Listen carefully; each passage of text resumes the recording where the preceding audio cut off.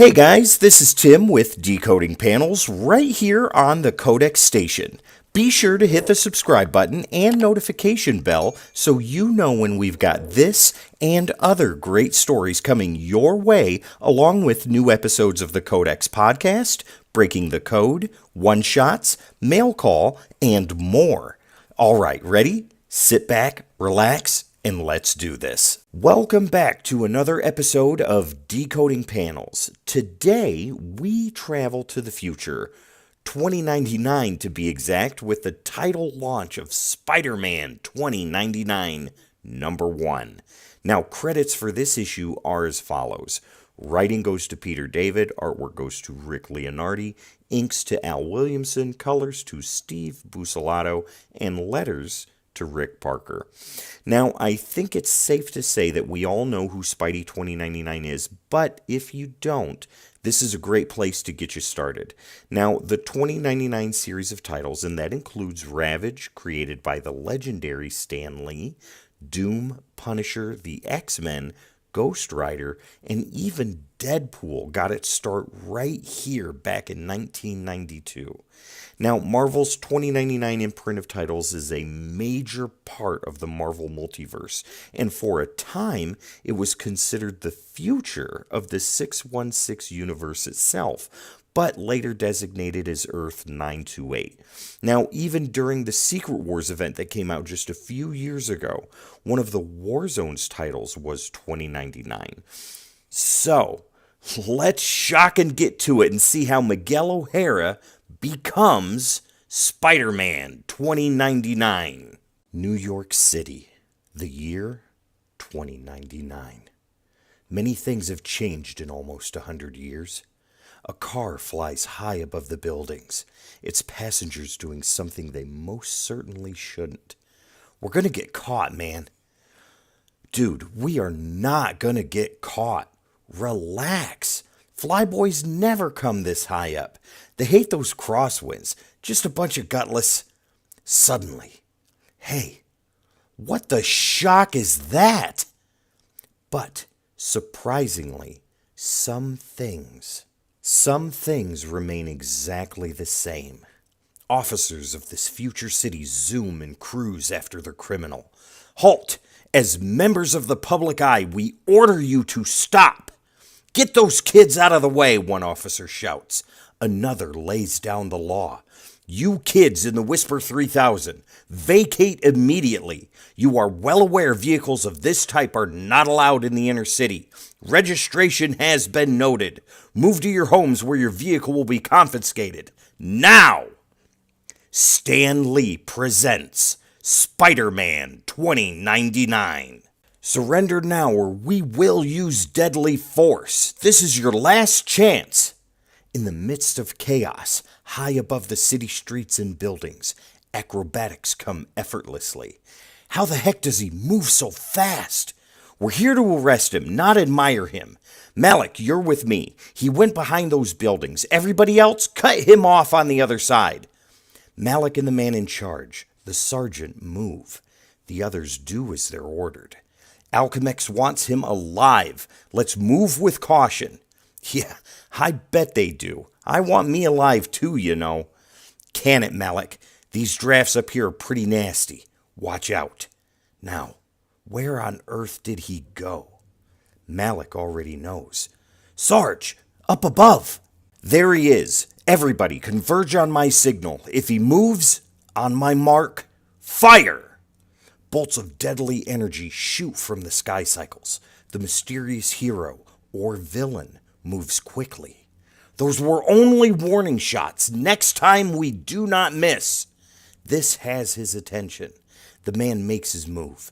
Malik, come around. What the shock is he doing? He's in free fall. He'll kill himself.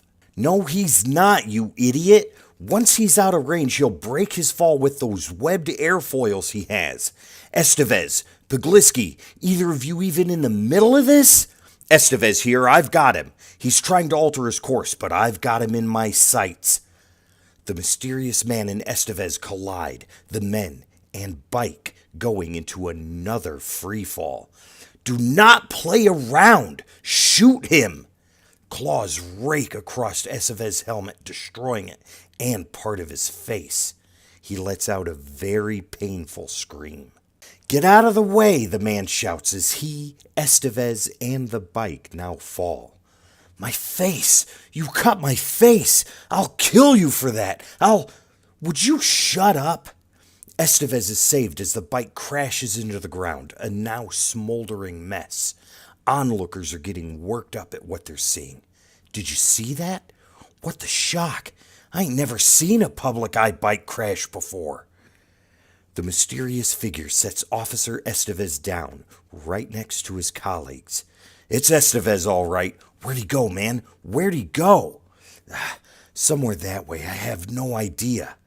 Get this man to the box doctors. Okay, everybody, let's move with a little caution, huh? He could be anywhere. Ah, shock. You said it. Later, at Babylon Towers, a subsidiary of Alchemax, a very tired man walks through his apartment doors. The lights come on, and in his state nearly blinding him. Gah! Turn the lights down to 1/4. Quickly they do, and he can breathe a little easier. Better. Much better. Another voice in the apartment calls out to him. Good evening, Miguel. It is now 1:33 in the morning. It is 54 degrees outside currently, and the air is partially breathable. The weather for the next 2 days is cloudy with a 50% chance of rain. 50%. That means it could rain or it couldn't. The voice is revealed to be a woman. Though digital, Miguel has chosen this form to represent her. She continues, whether in genuine concern or per her programming, only Miguel truly knows. Your bio readings are showing an accelerated heart rate and an above-average pulse. You've been exerting yourself. Tell me about it. She leans forward, again per her programming. You have 6 messages, Miguel. Do you want to see them? Sure, Lila, he says. She goes through them one by one, her appearance changing to that who called Miguel while he was out. Mike, come see me. You need this drug. I know it.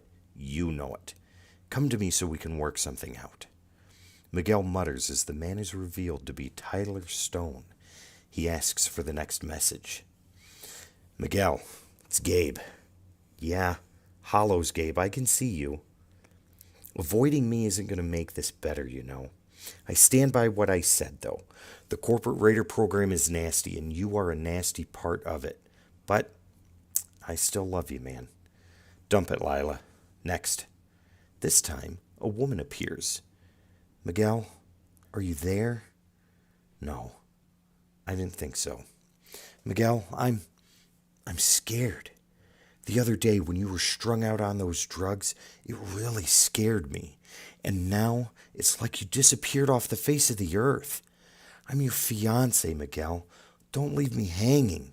Dump it. He's seen and heard enough. The other 3 are from your fiancé as well. Dump those 2. Miguel, Lila says, you're operating outside of normal parameters. You've diverted from standard domestic arrival activities. You haven't made a journal entry in 5 days. Journal? All right, Lila. Journal mode it is then. Grab a pen. Take this down. As Miguel speaks, it goes from words for him to scenes for us. We start in a laboratory of sorts. Look, O'Hara, you may be the head of this project, but I answer to Mr. Stone, which means you answer to me.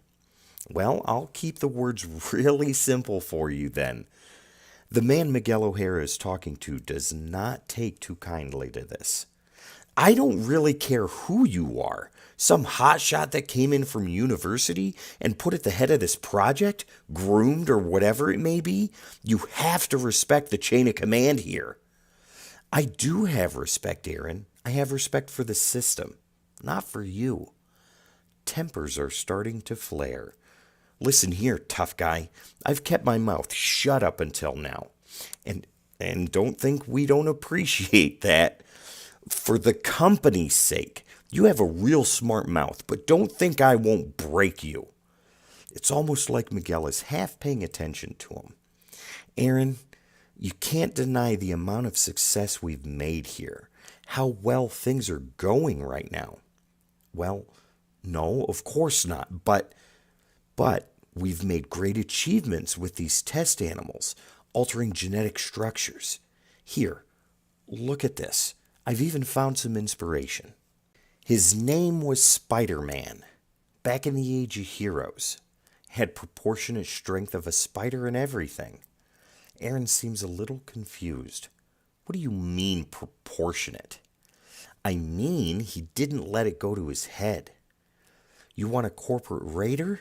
Just imagine one that could climb walls, make jumps at 50 feet, strong, agile. That's where we're taking this.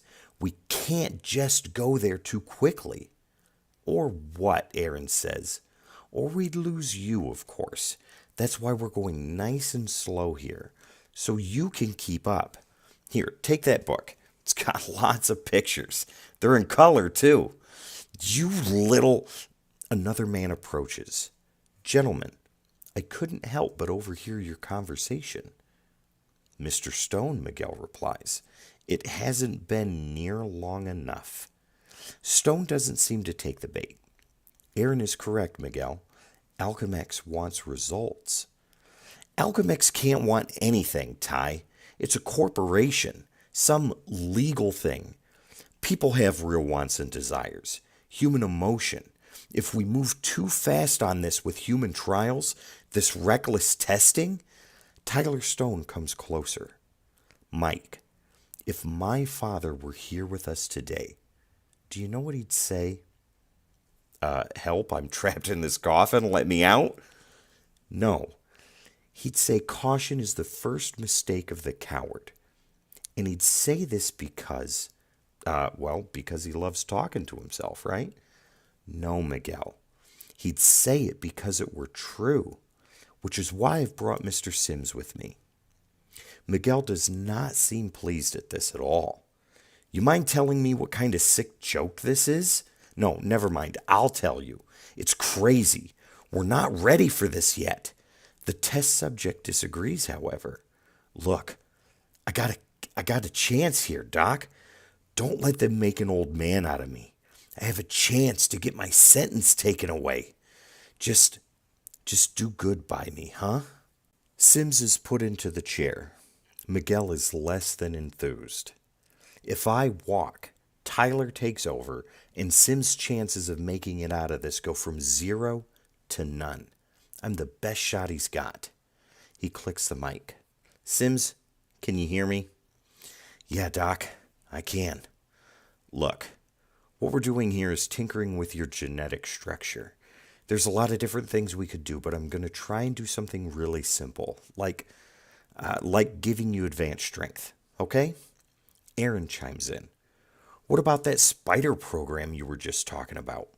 Whoa, one thing at a time, Aaron. I don't want to completely rewrite his genetic makeup. We could end up with a hideously mutated freak, or worse, a clone of you. All right, guys, let's bring this up to full power. Energy starts to flow into the chamber. You like that chamber design, Aaron? Got it from an old holo called The Fly. It's about someone that turns into a totally disgusting creep. You'd like it. I bet you could absolutely relate to it, too. Aaron has had enough. You keep joking around, but I bet you're terrified yourself that if you fail, you'll fall flat on your face.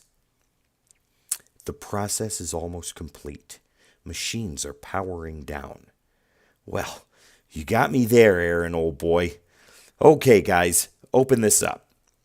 The chamber's opened and Miguel peers inside. Mr. Sims, you still with us?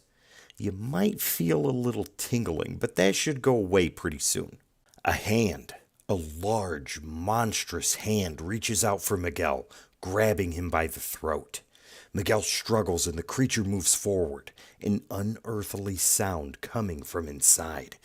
Get him off of me! Miguel apologizes, but it's for naught. Sims, I'm sorry. I tried. Would somebody shock and shoot him with something? Sims drops, filled with life no more. Impressive, Tyler Stone says. From a strength scenario perspective, he broke free effortlessly. This is good work, Miguel. Very good work. A very short time later. I quit. Tyler pours some wine. Mike, relax. Here, have some of this. It's from my private stock. 1984 was a very good year, you know. No, Tyler, I'm done. I'm out. I'm not going to be part of another incident like we had today. Even if you continue with this mess, at least I will have no part of it. Mike, Alchemex has groomed you, prepared you for this, paid for your education, just like we did your father. Your father was a good man, Mike. Bill me then, he says. Tyler offers Mike the wine. All right, I see you've made up your mind. I admire that, respect it even. Despite what people have you think, we here at Alchemex are not heartless. Our employees are cherished members of a team, a family. They're no prisoners. You are free to leave at any time. Not only that, Miguel, but Stark, Fujikawa, Roxanne, even Cynthia. If any of them reach out to you, we'll give you our highest recommendations. Here's to a bright future. Of course, I still hope you'll reconsider. Ty, did we have some kind of cerebral meltdown in the past few minutes? I'm out of here. Gone. Finished. Now that I've made my decision final, though, I feel really relaxed about this. Yes, of course you do, Tyler Stone says. That would be my parting gift to you. I call it the Rapture. You've no doubt heard of this, haven't you? Perfectly legal, of course, and so many Alchemex employees are already using it. A very high-powered hallucinogenic. You know, our records indicate you've never used this before. I thought the mind-expansive effects made you hesitate. Consider this a parting gift. Miguel's words are starting to stumble. You piece of... Tyler continues. Come to think of it, you probably passed on Rapture because of how addictive it is. Once it's in your system, you need it like you need oxygen to breathe. Without it, you'll die. Tyler places a gentle hand on Miguel's shoulder, almost father-like. You want to hit me, don't you? I wouldn't do that. You need me to be as pleasant towards you as possible right now, especially since Alchemex is the only authorized dealer of Rapture. That might be another reason you passed on it, being independent and all. You'd never give up your ability to just walk out. Oh, you can still walk away, but I doubt you'll like what happens after that. There's a car downstairs that will take you home. Get some rest, Mike, and enjoy the Rapture. It can be nasty, so just give in. Enjoy it. I hope to see you as a member of the Alchemex family for some time. In Miguel O'Hara's apartment, Lila and Dana are working out. Lila is giving quite the encouragement. Miguel stumbles in. Dana sees. Freeze program! Miguel! He shouts, an elbow lashing out wildly. Get away! Dana is hit. Miguel realizes what just happened. Shock, Dana. I didn't know it was you. I didn't realize. Just stay away from me, she shouts in return. The damage has been done. Why, she asks. It's the Rapture. I'm seeing monsters everywhere. I was trying to fight them off. Dana surprised. Since when did you start doing Rapture? Since Tyler Stone slipped me some as an incentive to stay at Alchemex. You're quitting? I was, until now. The effects of the Rapture are starting to go away, but I know And so does Tyler, that I'll need it again soon. Once that happens, Alchemex owns me. Forever. I have friends, Miguel, Dana says, trying to give some kind of alternative. Even if you quit, I'm sure I can get it on the black market. What, you want me to be a drug addict my whole life? No, Miguel. I just don't want you to hurt anymore. That's all. Later that evening, at Alchemex, Miguel is plotting something. I've overridden the computers, he thinks. All traces of me here are gone. That may be impossible for 99% of the people here, but not me. Not Miguel, super genius. Yeah, so super I let a weasel like Tyler Stone blindside me. I spent so much time talking like I was so overconfident that I let myself become that. Yeah, real genius. So, let's see if we can turn some of these smarts right at my own problem. Rapture is already bonded with my genetic code. By the morning, I'll be hopeless, unless I can revert myself back to what I was before. I've already been using my own genetic code for some of these experiments, but on apes. It's never once occurred to me to actually do this to myself. If this works, my genetic code will be back to what it was before Tyler Stone decided to give me his killer cocktail. If it doesn't, then I better be the most obnoxious ghost Tyler Stone ever comes across. It looks like, however, someone else has other ideas. Miguel O'Hara working overtime, I see. It's Aaron. Poor, ridiculed, higher executive Aaron who answers to Tyler Stone. It would sure be a pity if something went wrong with all of this. Let's just turn all this up to 11, shall we? Hey, what's this button do? Pfft, poor stupid Aaron wouldn't begin to comprehend turning a knob. Oh no, I'm in the driver's seat now. The system blares warning after warning, but Aaron doesn't care. Override it. Manual override. Damn it, I said override. The system can take no more, and neither can Miguel, as both scream their own screams of torment. Aaron is beside himself. He's really made Miguel O'Hara pay. Oh, yes. How do you like that, Mr. Smartmouth? Mr. Wisecrack? Looking up, he's not so happy anymore. What? He's still alive? After all of that? Maybe he doesn't know I overloaded everything. I can use that. You're in it now, O'Hara. Just wait until I tell Mr. Stone what you did to all of his equipment. You're finished here. I'll be back in charge then, getting things done the way they should be done.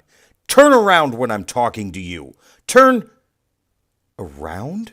What monstrosity has been created here? What becomes of Miguel O'Hara? Find out in Spider-Man 2099. Guys, I think this is some of the most fun I've had being super dramatic, reading these stories to you guys. I absolutely had such a blast with this. I don't think I've had as much fun since I did Jigsaw in Punisher Circle of Blood. Now, as far as holding up from the past to now, I don't think it does as much. I think it's really dialogue heavy in some places. And, yeah, Aaron being there, come on. Aaron, you need to go, buddy. Yeah, okay. Maybe he did have a hand in the origin here of Miguel O'Hara becoming Spider-Man, but did Miguel need to be such a jerk to him? I mean, come on. But, you know, I get it. I get it. Okay, if you liked what you saw and heard here today, please be sure to hit that subscribe button, light up that notification bell, and like this video so that way you'll know when new episodes from the Codex Station come out. As always, guys, my name is Tim. This is Decoding Panels, and I will see you next time.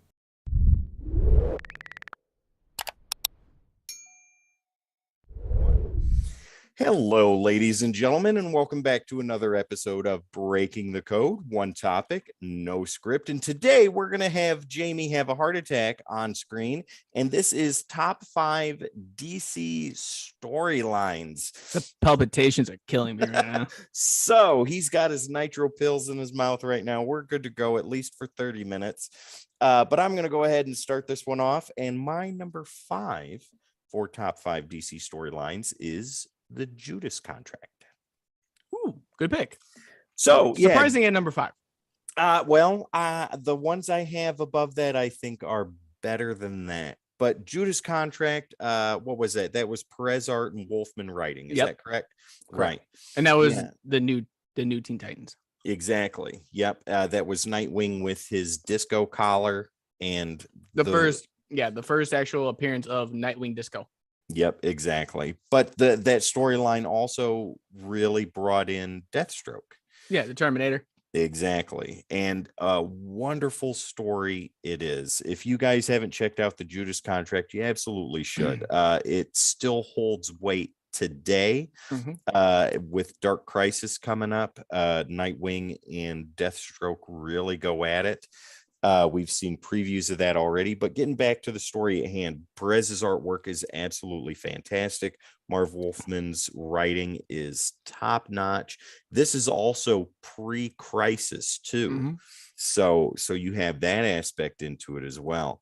There's not a whole lot more I can say about that. I mean, what the Titans team at that time, it was Nightwing, Starfire, Raven, Cyborg, and Beast Boy, but I think he was called Changeling then. Yeah, he was Changeling at that time before they changed his name. They did mention Beast Boy in there, but his name was changing. Yeah, because he was wearing the white and the red full body suit. Yeah, right. So Changeling and Beast Boy, same thing. But it's a fantastic story. This is and Tara. That's right, Tara. She was in it too. Yeah, she's the main reason of being in it. Yeah, go check it out, guys. Absolutely fantastic. Jamie, what do you have at your number 5? Oh God. At my number 5, this is why I hate this list. Now, it was perfect, and it was good, and I just can't stand it. My number 5 is Blackest Night. Okay. And that was the pinnacle of my comic collecting at that time. And that story from Green Lantern to Blackest Night completely changed the game for me in comic reading. Yeah. Like, that set my standard of what I want to read, what needs to be read, how I want to read it, how tie-in should work. That was Jeff Johns writing too, right? Yep. It was Jeff Johns at the helm. Every emotional spectrum being a part of it, heroes being brought back, death, life, you name it, was a part of it. New lanterns, new rings, new fights, different people joining as allies. It was so chaotic, but so well done. Like, now I'm like at number 5, but no, that's my number 5 for now. Blackest Night is one of my favorite Green Lantern stories and one of my favorite DC epics, but it didn't make my list. So moving on to number 4. Now my number 4 is more of a saga, but it falls in line with what we were talking about, and it is the Nightfall saga. Oh yeah, that makes sense. Yep. Yeah, so very good. That was the story in the 90s for Batman, and it still holds weight today too. You had the breaking of the Bat, Bane utterly destroying Batman, John Paul Valley coming in as his replacement and doing a very different job than Bruce would have wanted to be done. And then you had, so it was Nightfall, Night Quest, and Night's End. And Night's End was John Paul Valley Batman and Bruce Wayne Batman after he had been healed. And this was what, over the course of 3 years? Yeah. 2 years, 3 years? Yeah, this was long. But you had Night's End, which was the end finale of this, with them two going at it and Batman reclaiming the throne as Batman himself. Guys, if you want something that'll take a long time to read, but is a really, really good story with really, really good artwork, the Nightfall saga, absolutely. Yeah, and that didn't make my list either. Really? Yeah. but it was probably one of the biggest moments in Batman at the time. Yep. The bat being broken. Yep. Finally. John Paul Valley coming in and basically taking the helm and trying to be like the Punisher-esque of a Batman. Yeah. The closest we got to it. Changing the suit and everything. It was such a drastic take. Yeah, and they even had crossovers with him with other characters as John Paul Valley because that's what time frame they were in at the time. And having John Paul Valley as the front man finally was nice to see. Yeah. Well, okay. What do you got as your number 4? I feel the ulcers starting to form. At number 4, I have Batman Under the Red Hood. Ooh, okay. So this is the very first appearance of Jason Todd coming back and being the Red Hood and trying to take out Batman and basically becoming the crime lord of Gotham to get rid of crime. You didn't know who he was throughout most of the series until that, initial take off the hood. Yeah. And showed who he was. And it was just shock and awe. It doesn't get better than that with Batman, to me, at least. Even the death of Jason Todd, this story topped that for me. It still holds weight to this day. Even in comics, he's still trying to figure out why Bruce never chose him. Now, I thought Red Hood made his debut in the Hush storyline. No, his first Red Hood, not Jason. Jason Todd is Red Hood. Gotcha. Okay.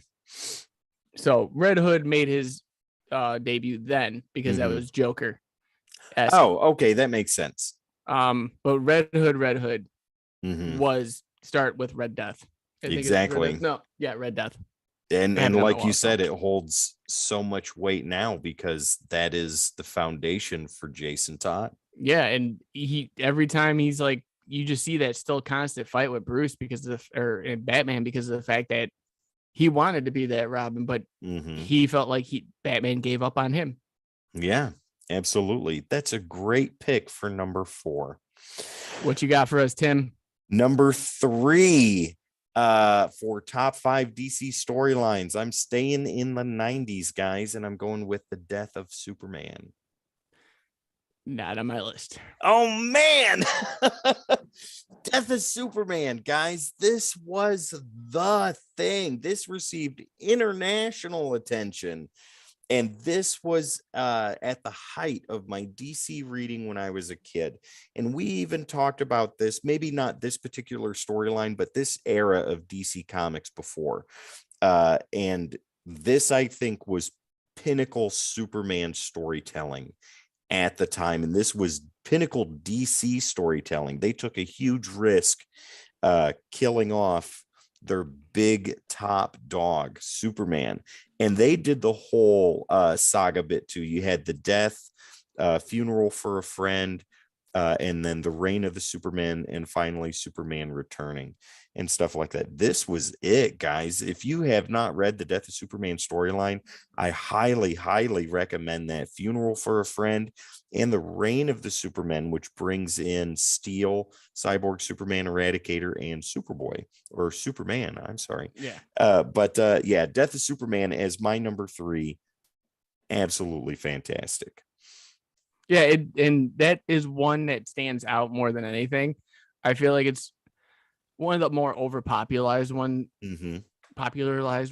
Yeah, because it was it hit the nail right on the head. At that point, even the DC offices are like, "What can we do to change things?" And one guy in the back for months was saying, "Just kill Superman."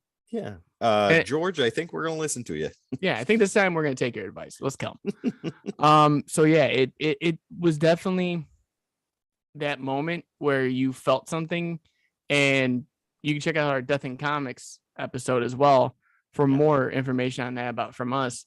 But that was the very first time you felt something for a character, and that's why I think that changed the game and made death not a big thing anymore. Very true, Jamie. That is a very good point. Well, speaking of points, what do you have for number 3? Number 3, I have Earth 2. The New 52 run? Yes. Wonderful choice. Now that was a totally different, obviously Earth 2. It was Earth Prime or Earth 1. No. You had Alan Scott as Green Lantern come back in a different origin. You had Jay Garrick back, different origin. You had Hawkwoman, different origin. You Yeah. had all these all these characters in hand. I believe Lois Lane was Red Tornado. Well, you had the Trinity wiped out in the first issue. Yeah, Trinity's gone. Yep. And now you have this main core. You have President Superman. Yep. At one point, it just, I don't think, yeah, he wasn't President Superman at the time on that No. one. But it was just a crazy way to tell these heroes in a new light, and it grabbed me from that, from Earth 2 to Earth 2 Society to Earth 2 World's End. Like, all three of those were amazing to me. But Earth 2, that specific storyline, like how Alan Scott got his ring to where Jay Garrick got his powers, Yep, was just mind-blowing to me. Earth 2 was my aside from Batman, Earth 2 was my other favorite New 52 series that was out. I got every issue of that every month when it came out.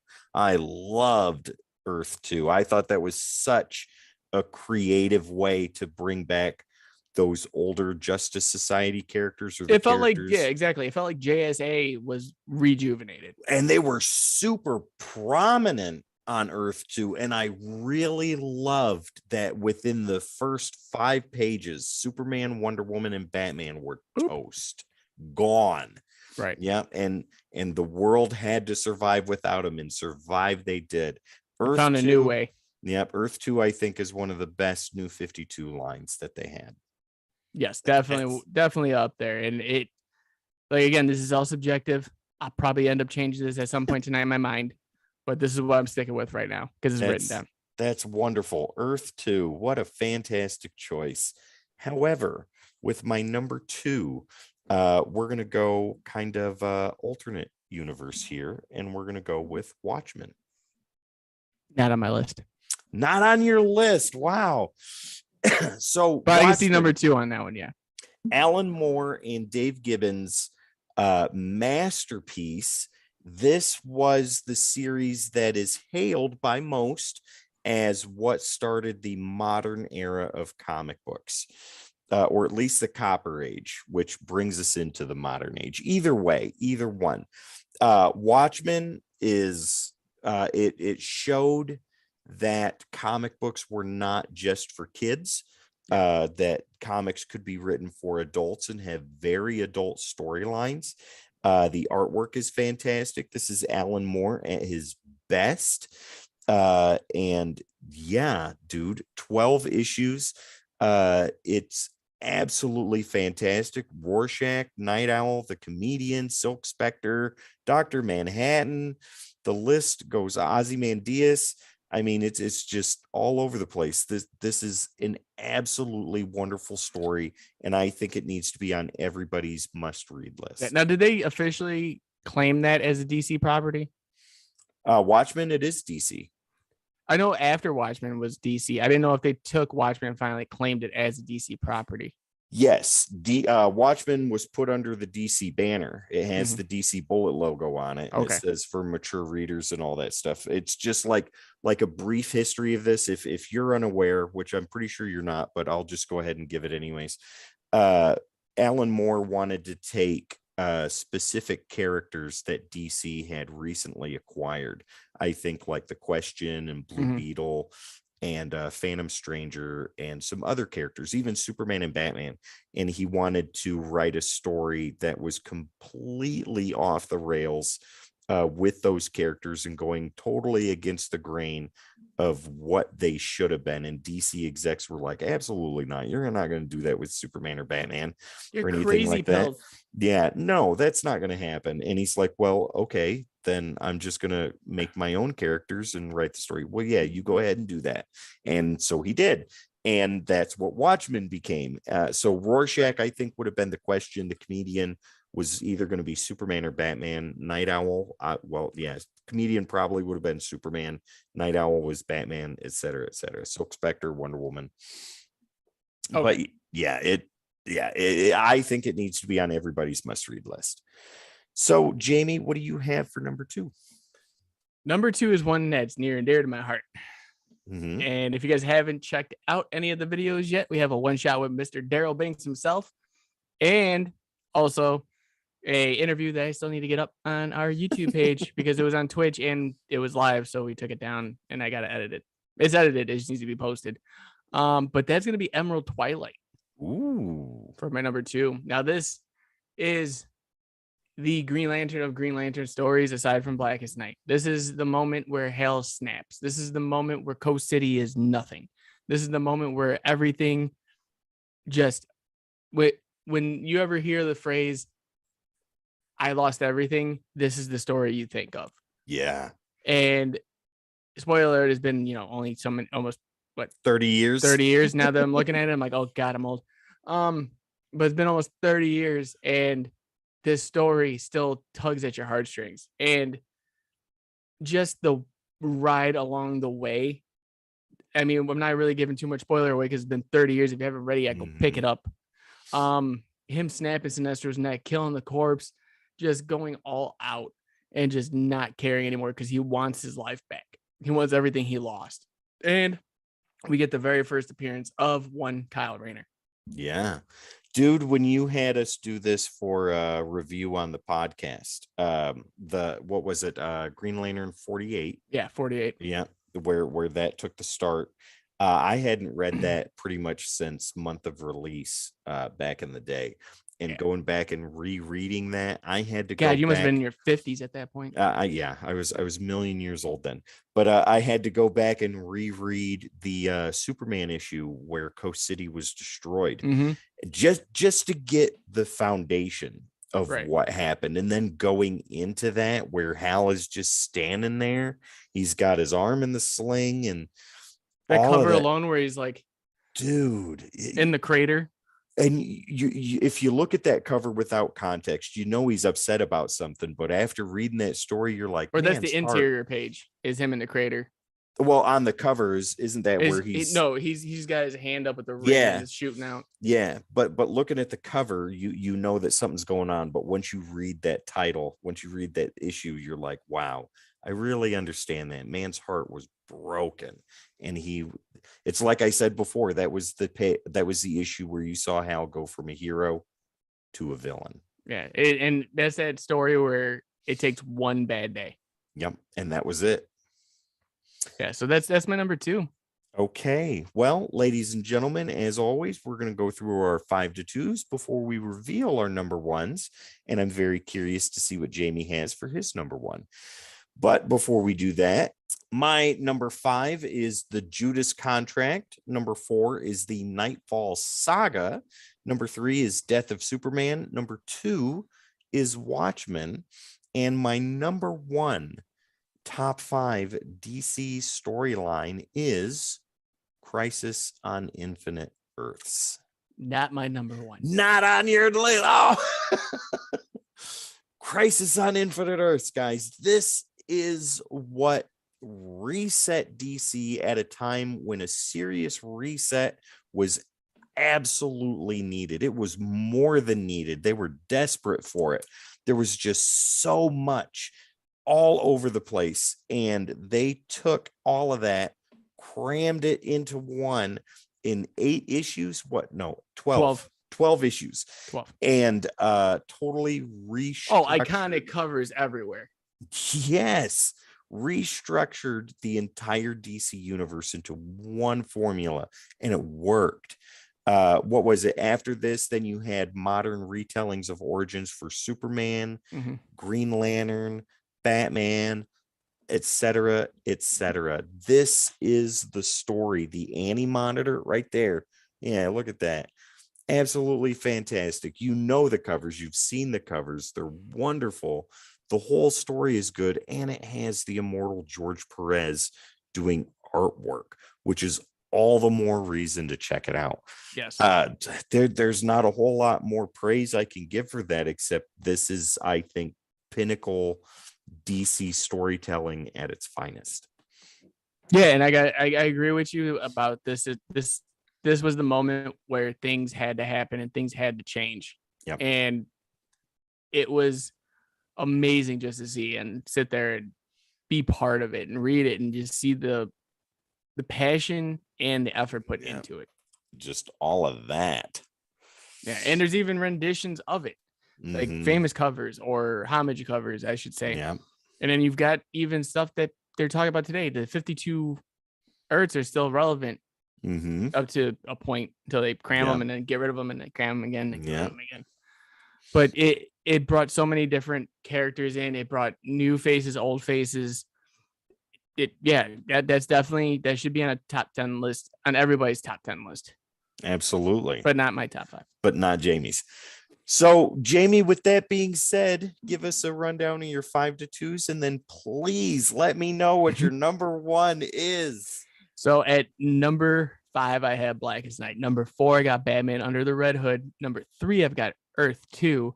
Number 2, I got Emerald Twilight. And for my number 1, I have Darkseid Wars.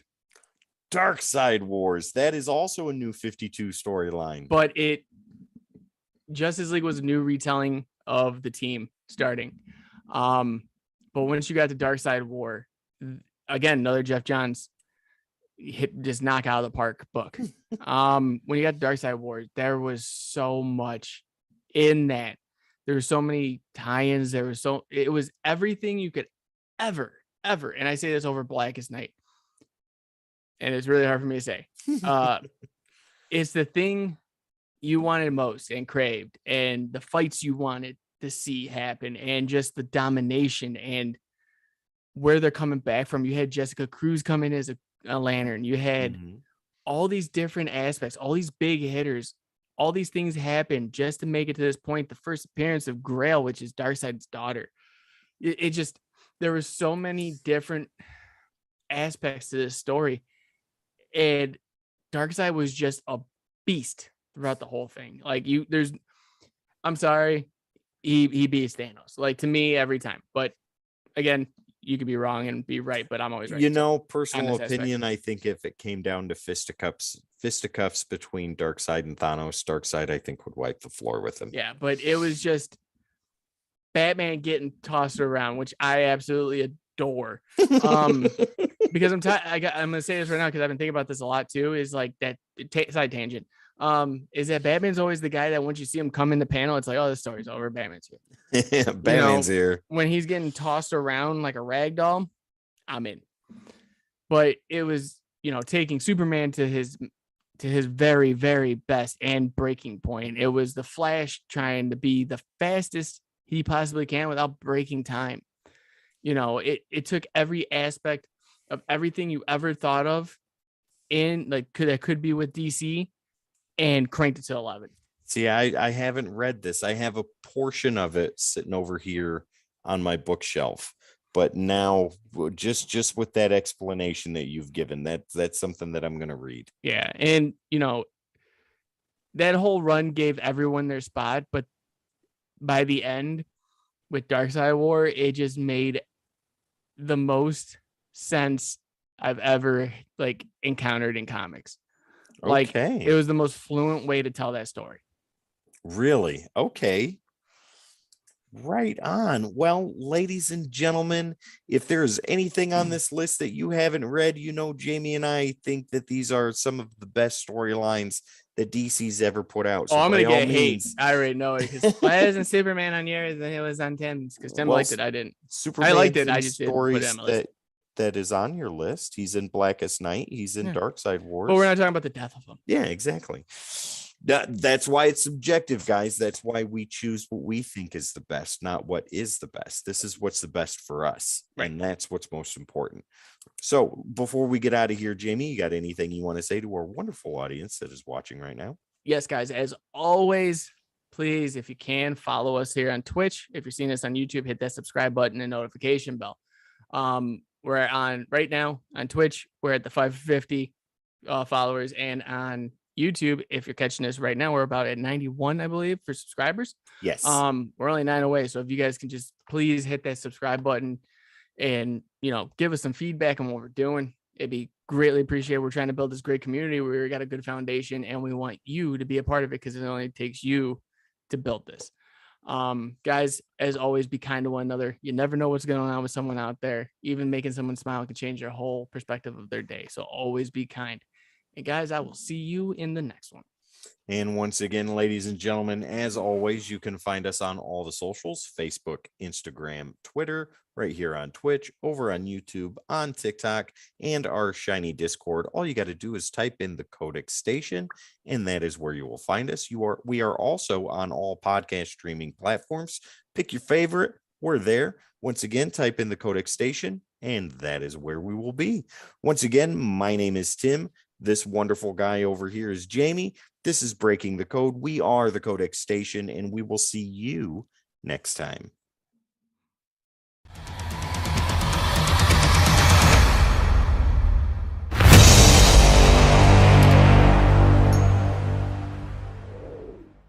What's up, coders?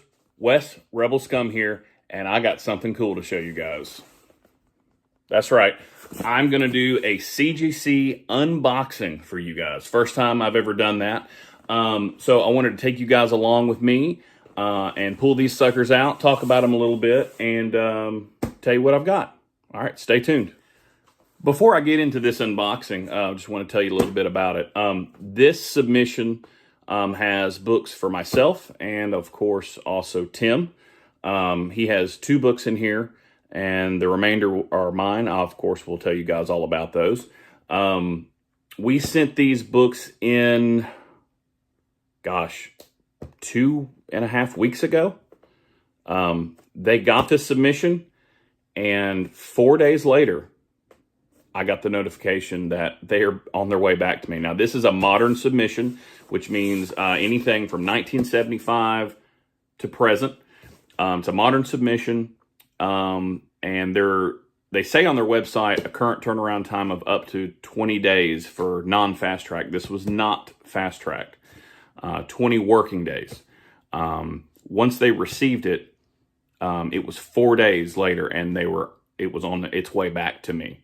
So that's really cool. So let's get into it, and let's see what we got.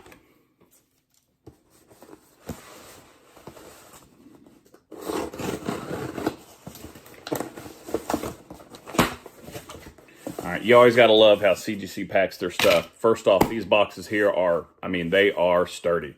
Open it up here, and the first thing you see is this honeycomb style padding, which can be repurposed for other things, which is really cool. So I always hold on to those. I use them for myself whenever I'm shipping things out or things like that. So hold on to this stuff. It's good stuff. Or it can also make good kindling, or if you've got a fire pit in your backyard or whatever. So that's good too. All right, here we go. Okay, don't need that. All right, so let's see what we have here. All right. Okay. All right. So the first 2 books are going to be Tim's books. I'm going to show those to you guys, and I think he's going to be, well, let's hope he's going to be excited. All right. Let's try to cover the grade here. All right. First book here. All right. There she is. This is Batgirl number 31. It's a variant cover. And let's see what it came back as. 9/8 white pages. All right, Tim. There you go. Sorry about the glare. There we go. All right, that is such a cool cover. I know he's going to love that. Very cool. All right. Next book is Supergirl number 28. Also variant cover. There we go. Cool. All right. And let's see what she came back as. 9/8 white pages. Excellent, excellent, excellent. These variant covers are so cool. This is one of my favorite covers of this run. Well, really any of them, but this is such a cool cover. I know he's going to love that as well. All right, very cool. Very cool, very cool. All right. Okay. All right, now we're getting into my books. All right, here we go. This is if you guys might have seen this on a prior video of some of the things that I was wanting to submit. It was actually on the Slabbed video, the segment we call Slabbed. This is Venom Lethal Protector number 6. I want to back up a little bit and say some of these books did have work on them, some of them didn't. The two that I just showed did not have work done on them. When I say work, I mean pressed, cleaned, all that. None of those two were pressed or cleaned prior to sending out to CGC. This one also had no work done to it. Let's see what we got. All right, so very clean, but I love this cover. Bagley art, can't beat it, right? All right, let's see what we got here. Excellent, 9/8 white pages, beautiful. Oh man, I'm happy about that one. I love this book. And I didn't have any work done to it, so this was bought in a collection probably over a year ago. My personal one was not in near as good a shape. I bought this about a year ago, and boy, he took care of his comics. So that makes me very, very happy. Boy, just a beautiful, beautiful cover. Very happy about that. Very happy about that. All right. Next one up. Here we go. Okay, so this one, I already have a copy of this. Okay? Yeah, I have a copy of this in 9/8 already. Let's see what we got. Let's see what this one came back as. 9/8, awesome. That's 2 now I have. So I'll be putting one of these up for sale in my booth or eBay. I'm not sure which one yet. And I'll definitely be keeping the other one. Awesomeness of it. Oh yeah. Oh yeah. Love that gold cover. Love it. Love it. Love it. Sorry for the bad reflections there or glare. There we go. Very cool. Very happy with that. Very happy with that. All right. Next one up.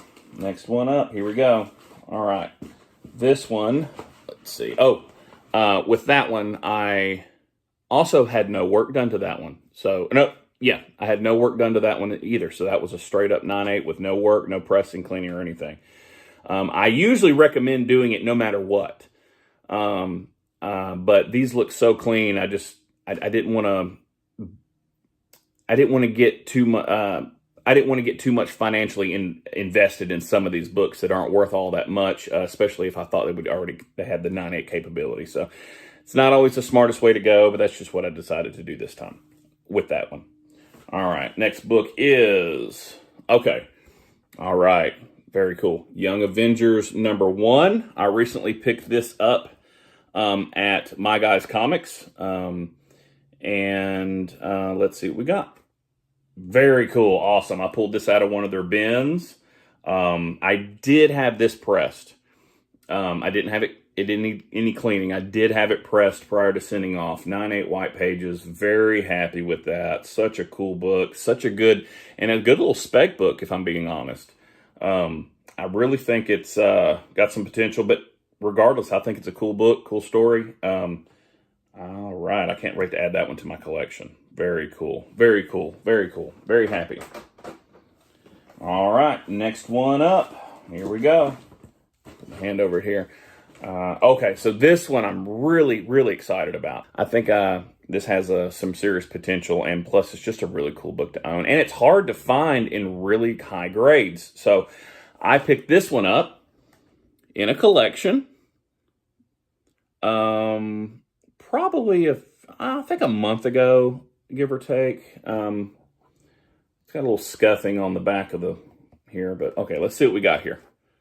9/8 white pages. Very cool. Very cool. Boy, there's some scuffing on this one. Not too happy with that one, CGC. That is disappointing. Some serious scuffing on that. Not on the book, but on the plastic itself. Let's see if you can see that. You can't really make it out. Let's see if I can get the light to hit it right. You can't really see it there, but trust me, it's there. Trust me, it's there. But I'm happy with the grade. It's a really cool cover, really cool book. Happy to add this to my collection. All right, next one up. This is the last book. Here we go. Here we go. Okay, so this one, and of course the Cult that last Batman book, I had no work done to it either. This one I had pressed. And I did that because it's a brand new book. A lot of times with those brand new modern books, they have the wavy covers. I wanted to get that waviness out because I didn't want to risk this not coming back as a 9.8 because there's really not a whole lot of value in the book, to be honest with you. So here it is. Very cool book, very cool story, and more scuffing. Okay. These last two books had some serious scuffing on there. On the case, not the book. Let's see what we got. All right, 9.8 white pages. Good, good, good. The front is good. The back has some scuffing, but that's okay. Very glad to add this to my collection. I'm not sure what I'm going to do with it yet. I'll probably hold on to it for a while and just go from there. I do have another book in here in the box. I'm going to save that one for a future video, and you'll see why. Don't ask any questions. Trust me, it'll be cool. But this one is really cool. I'm glad to add that to my collection as well. So, overall, very pleased. I mean, gosh, you can't complain about 9.8s. I'm a little disappointed with some of the scuffing on the cases. I've had that before with CGC, but to be honest with you, it hasn't happened in a long time. So, that's the first time in a while I've seen any kind of real scuffing or at all. But that's on one of those is pretty significant. I might have to have them reholder that, because it's on the cult. So that was one of the books I was really excited about in this collection or in this submission. So I might have to resend that back and have them fix that. But it's such a headache to do that. But so we'll see. But anyways, hope you guys enjoyed the video. I'm going to be doing maybe more of these. I've got a lot of submissions coming. I got a lot of submissions out, about to go, coming back, all that good stuff. So if you enjoyed it, don't forget to like and subscribe to the Codex Comics Station, where you can enjoy all kinds of cool stuff, not just videos like this, but all kinds of videos talking about all your nerd stuff. If you love comic books, pop culture, D&D, cool movies, all that good stuff, this is the channel for you. All right. Thanks, guys. And till next time, this is Rebel Scum, signing off.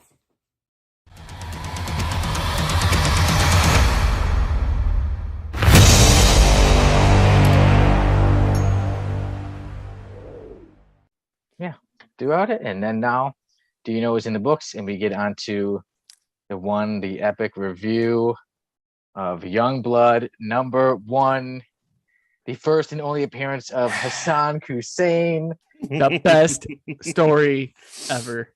one of the greatest stories ever. Tim's favorite. Oh, Yes. so man. good. So He has favorite. that and all of Final Crisis hanging on his wall. I read each and every one of them before I go to bed every night and And when to I your wake kids. up in the morning. Absolutely. Yeah. And I go to sleep with this every night. Chapel action figure. That's actually pretty cool. Not gonna lie. That's Yeah, the one that's the one that Tim knew who he was. Yes. Yeah. And on our 10th episode, I was like, does anybody know who this is? And she's like, Chapel. That would be I- Chapel. It's I'm Chapel. like, wow. Chapel? A It's a question Chapel. I wondered for many years, for decades, and then Tim figures it out in a split second. Yep. He just looks It's, Chapel. he's the ultimate Youngblood fan.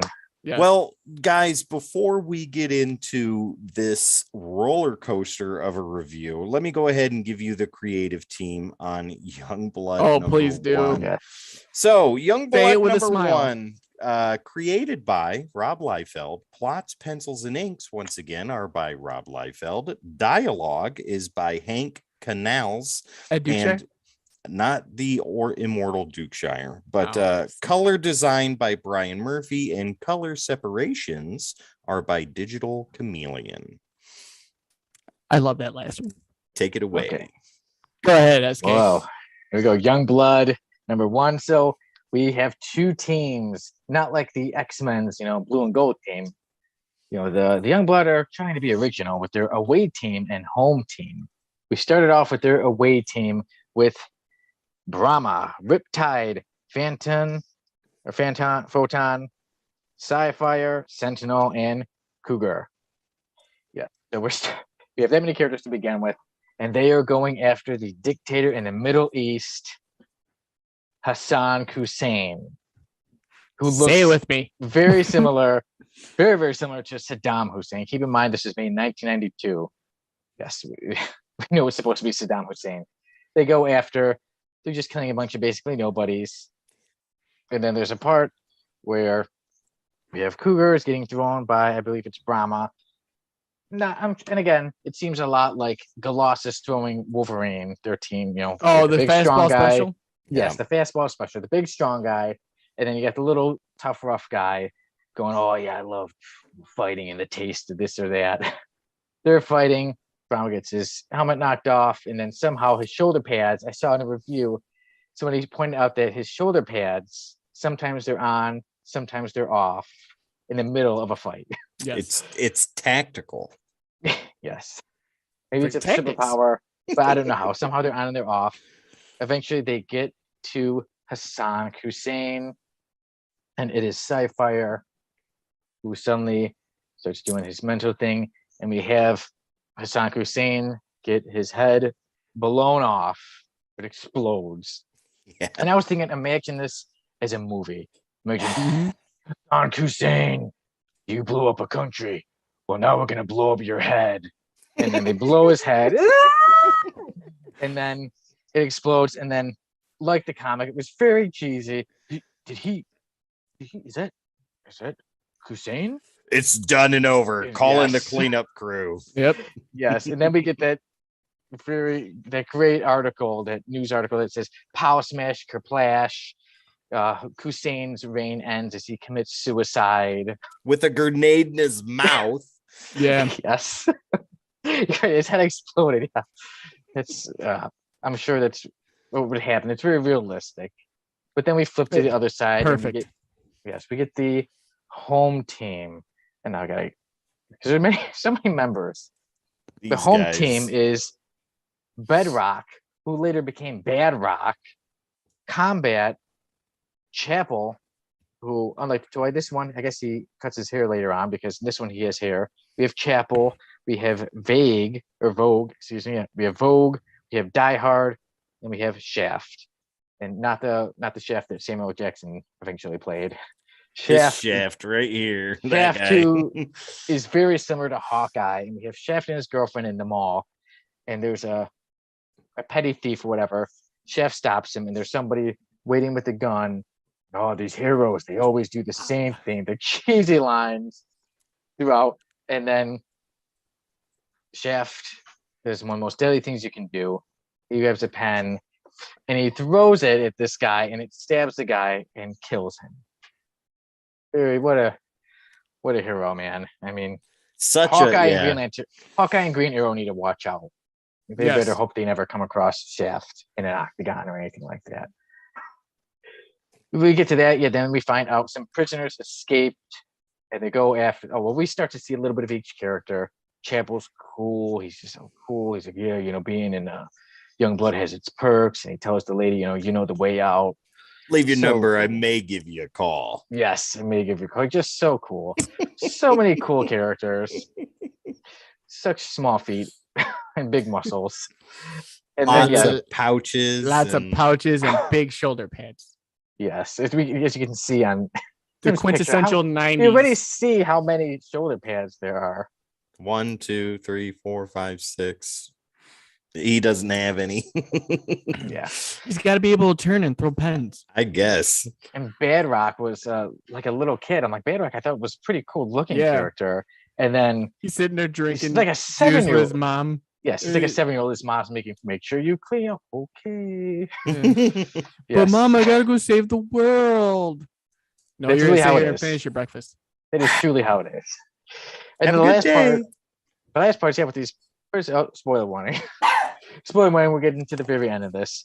We have these prisoners are escaping, and Die Hard is fighting them. He says, "I've been waiting for this, and this time you won't be as lucky."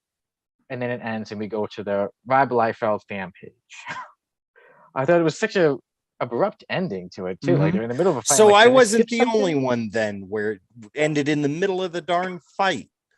Yes, There, in the there was a middle. back. Doesn't There's a even say backup for continue. it. Did you use the one that I sent you, Sonny? Yeah, we used the one that you sent. Yeah. But Maybe it when- ended in the middle of the fight. yeah, so he says that, and then suddenly the next page, I go to the next page, it's like, Oh yeah, you're right. join Rob Liefeld fan club. And then it's like that little card. Yeah. Okay, yeah, they did end in the middle of the fight for me too. Yeah. Middle of So- a fight. It doesn't so even say to be continued. Yes. So Sonny, overall, Oh what man, is your so grade for this masterpiece? Youngblood, I gotta say, it was a fun read. Like I said, as soon as I started reading it, I'm like, oh, I can't wait to review this with you guys. I'm so glad we're finally doing this. Some of the characters I felt, personality wise, I honestly didn't care for any of their personalities. I mean, I guess I have a little bit of I like Chapel because I remembered him, always liked him since I was a kid. But I guess in a cheesy way, like, hey, leave your number, I may call you back. But truly, none of the characters actually did show any personality that I was like, oh man, this character is unique. They're cool. I want to know what's going to happen. They're mysterious or anything. And then but the action, like I said, was kind of just, okay action. It's not boring. That's the one I will give it a positive and say it's not a boring book. And then too, like I said, I think some of the ideas for characters were good, but I feel like if this was a story that was rushed, like they just make all these characters, get it out there, and then but the Worry story about didn't back it up. backstory later. Yeah, like we'll worry about that later. Just here's cool characters to look at, and then, but yeah, then we know Hassan Hussein. I thought that part was just pretty funny. I mean, but I did go into it knowing that about his character. Whereas I was like, I wonder how somebody who's truly just like, man, this is going to be so good. This is going to be the X-Men or New Mutants or Teen Titans or something like that. And then they get this. I think it's more of a so bad it's good kind of thing. I think it's entertaining. This is the It's longest wait for like a review grade I've ever I'm had. just waiting. I give Youngblood number 1 a 9.5 minus 4.5. I give Youngblood number 1 a 5 out of 10. Because Ooh. as funny as it is, as much as I can laugh and joke, when I truly think about it, I'm like, when I compare this to other comic books, easy writing, the characters that are a lot of rip-offs of other characters, I'm like, it truly, all jokes aside, it is. It has its reputation. It has its reputation for a reason, and I did see that. Sonny, I think Number that's the one. lowest grade you've ever given a Thank book since God. I've been on the Yes. show. No, Yes, he's it never has- given it this. This is the it's lowest. the 'cause lowest. He That's gave why like I like it. 6.5 to Edge of, or Into the Venomverse or some. What was it? Wow. Something like it was in the Edge of yeah, Venomverse. Yeah, Edge of Edge of Venomverse. Venom. Yeah. Yeah, but Youngblood number 1, like I said, it is a 5 out of 10 for me. There was Yeah. little entertaining parts, so I don't want to give it completely nothing. I still enjoy reading it, but it's like compared to other comics, it truly is not very good. So, okay, Jamie, how do you feel about this book? Oh my God, you guys are Got gonna that 10. hate me. He's got that 10 ready. Yeah, no, dude, this book was so much better than Man of War. It blew it out the water for me. Nobody No, was this naked book, in it, though. this book was complete trash. I hated the whole thing. It was better than Man of War. In my grade. So, like it just felt like, I know Liefeld started as a tracer, but stealing ideas isn't cool to me. When you have the fastball special going on in a comic, and then your guy who's an archer, that was the only cool part, is when he stabbed dude in the neck with a pen. I was like, okay, because John Wick would do that. That was cool. I didn't care about any of the characters. Like, after the fact, I can't even get whatever his name is.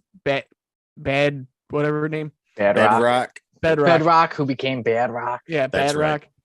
Like that was just thrown in there randomly. Like, hey mom, can I finish my lunch and go play with my friends and save the world? And she's like, no, you gotta keep eating.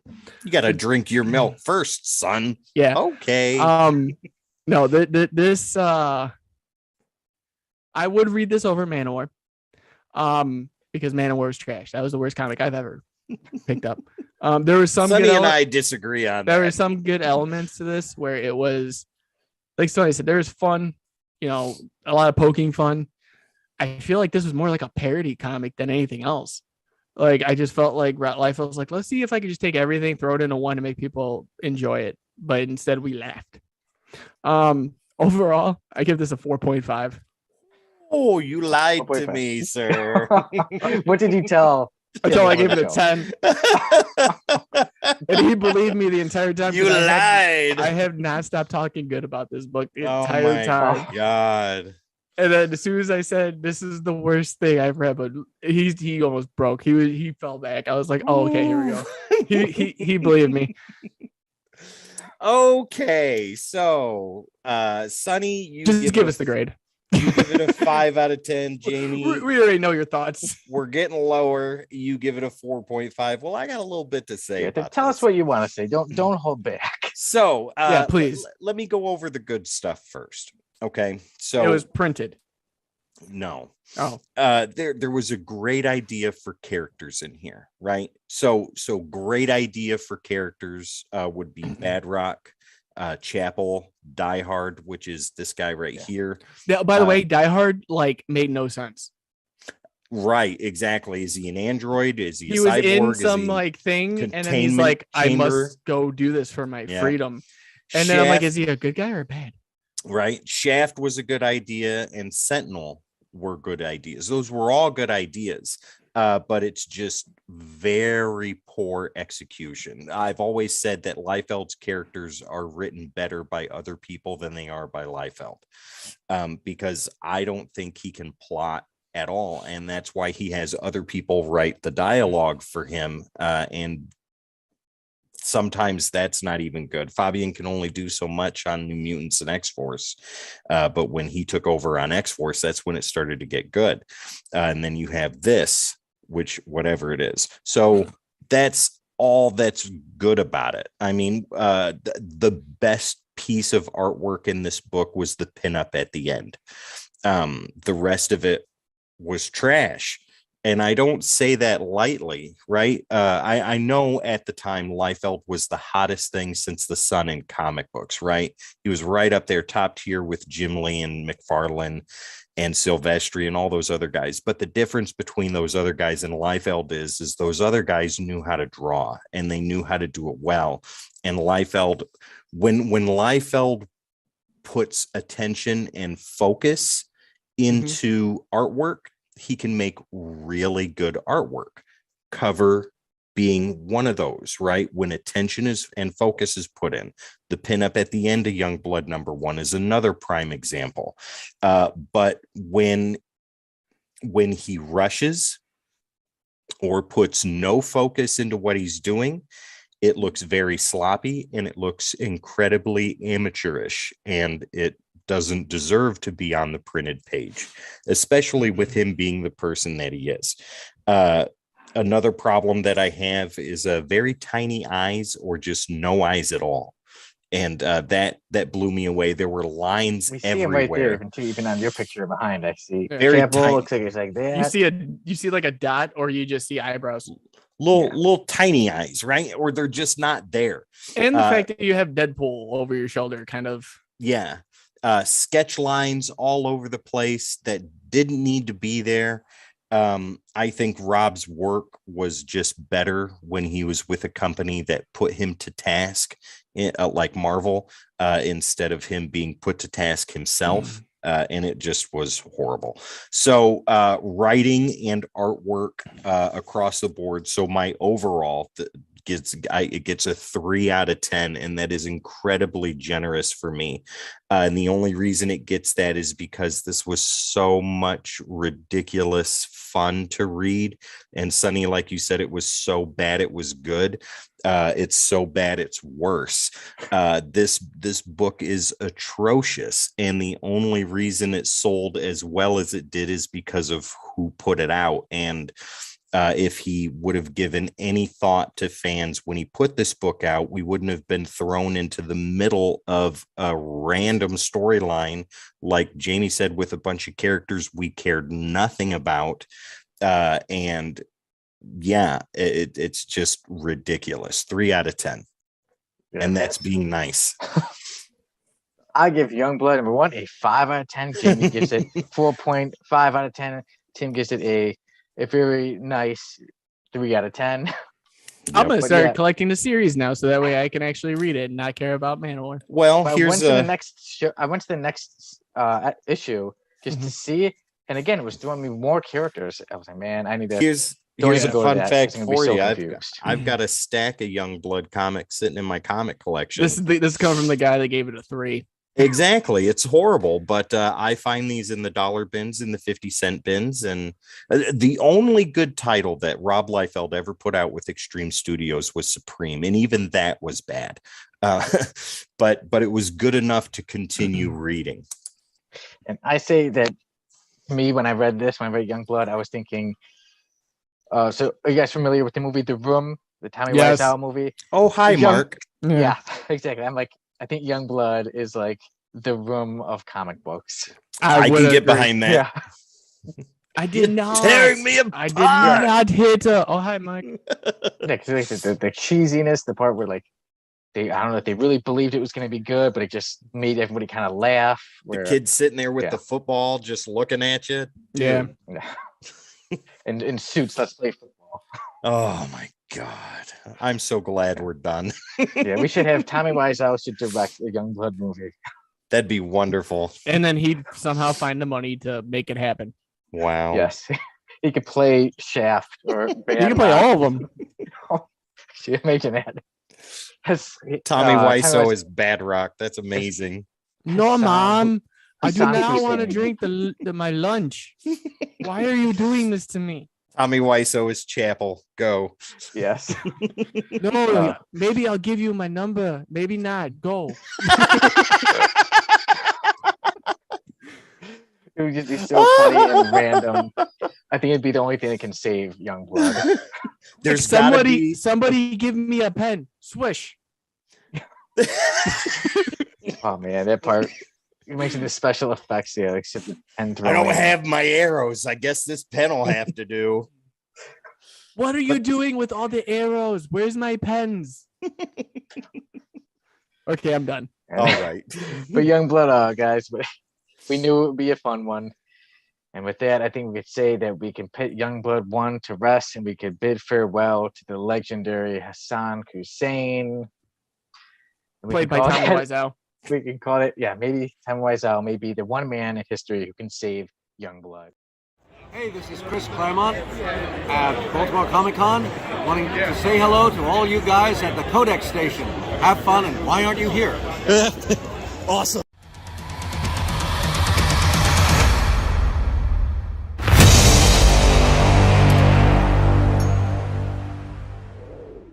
What's up, everyone at Codex? It's Dan and Sal here. We're here at Baltimore Comic Con. Get ready to go have a fantastic day. We're going to go buy some books. We're going to talk to some creators. We're going to We're just gonna get some signatures, check out some slabs. So yeah, we're going to see what we can see, and we're going to document the whole thing for you. So just kick back, relax, and Enjoy. check out what our great city of Baltimore has to offer. Here we are, hitting the floor.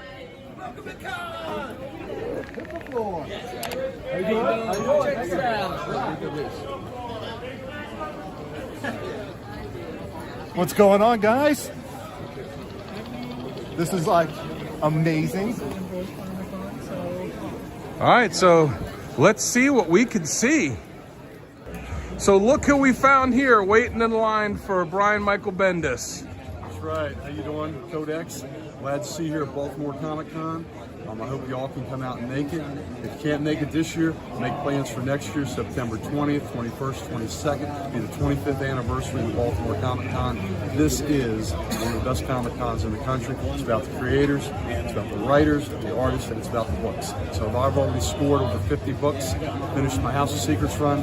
Good show already, and it's just Saturday. All right, let's we're gonna check back in through the day and see what other awesome stuff we can come up with. All right, brother. Another ticket in. Stay right there.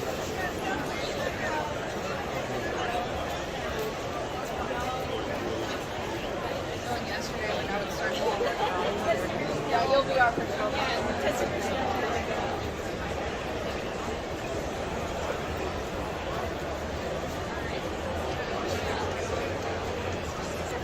Nice. This is a good setup here.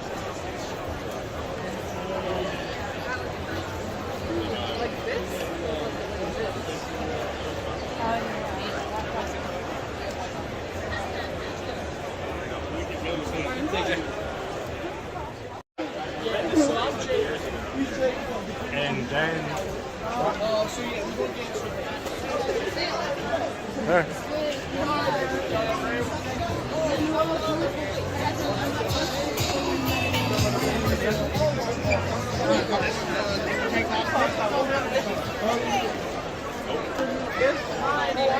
Winner, chicken dinner. Here we go. You're gonna go dollar bin diving? Nah, have queue of you so we could. Oh, here we go. My comic shop. One of my favorite places to shop. I'll get something signed. Okay, see ya. How did Dan's piece work? Good. Ron is a great guy. Yes, he is. Sorry. That was Uncle Gary, ladies and gentlemen.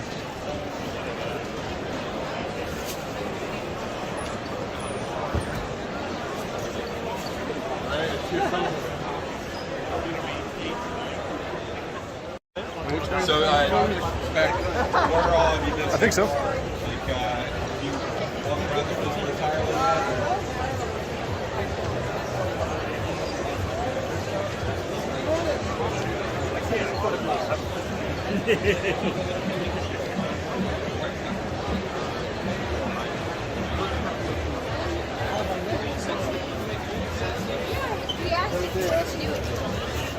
Dan's at the 40% off bins.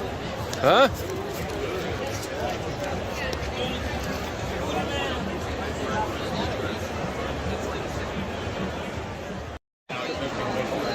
Huh?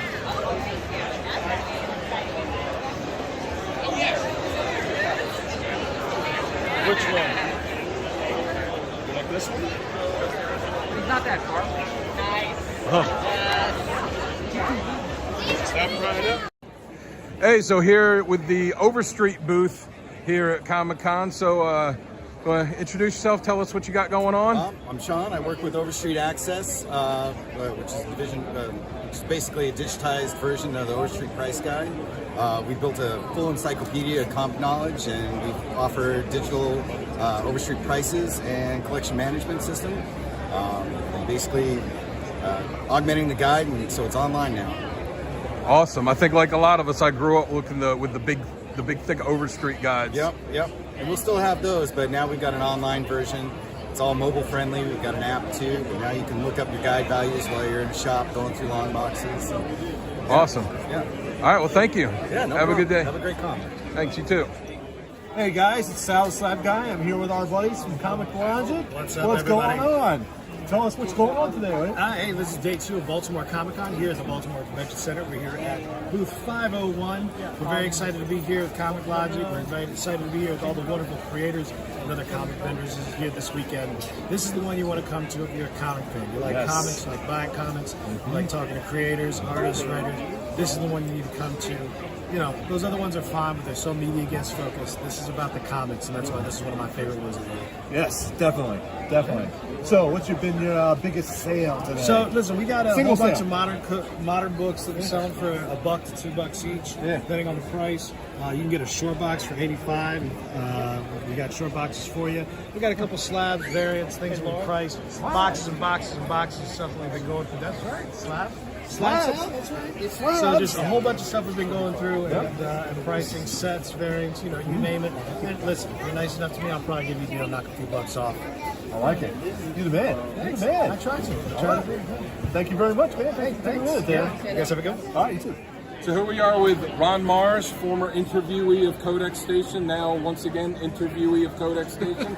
So I've been digging the stuff, the Silver Surfer Rebirth, the Warlock Rebirth. After those, is there going to be another fill-in-the-blank Rebirth? There is.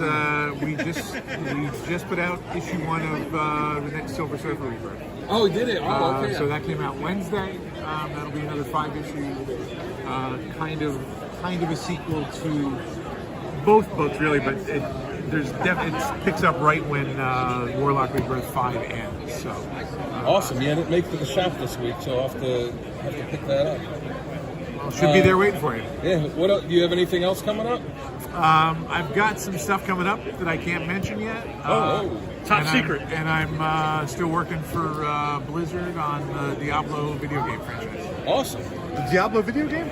Nice. I'm playing the Diablo one right now. Oh, cool. Yeah. Yeah, I worked on Diablo 4 that just came out in June. Right. So Yep. and we're doing the extended content for all that stuff.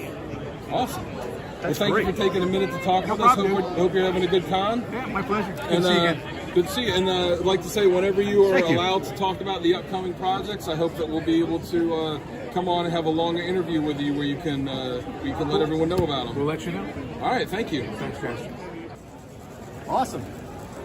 So we got John Bogdanida signing my book here and doing a remark. Oop, lost the pen lid. That's okay. falling apart. Nice. What's Ptolemy of Steel, right? Yeah. Awesome. what's the craziest or weirdest commission you've had someone request of you? Wow. That's a good one. That's a good one. A naked lady and a snake. Naked lady and a snake. Interesting. All right. 15 back there, 25.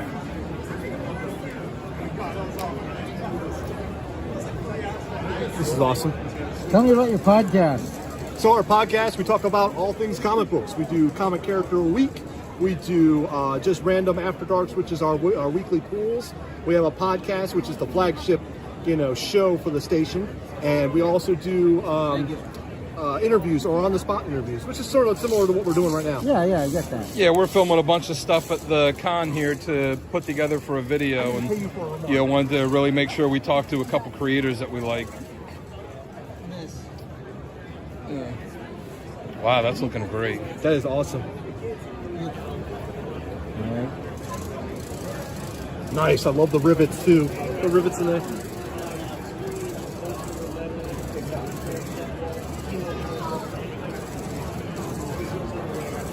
Absolutely awesome. Stellar. This is archival ink, but it'll take forever to dry, so don't put it back in the sleeve yet. Okay. Okay? All right, no problem.